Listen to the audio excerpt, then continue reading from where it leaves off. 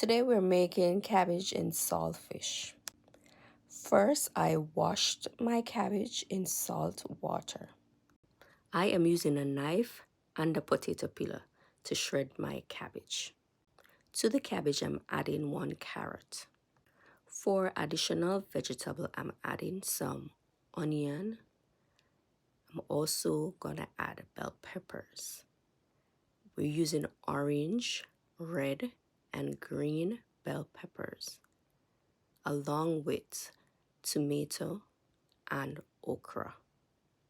I'm also using a small Scotch bonnet pepper. I soak the saltfish overnight in some fresh water to remove the excess salt.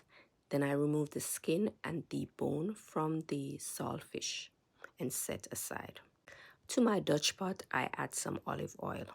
Once the oil is heated, I add my onion, tomato, bell peppers, along with the okra and saltfish. Saute, then add some cabbage. Steam for 2 to 5 minutes.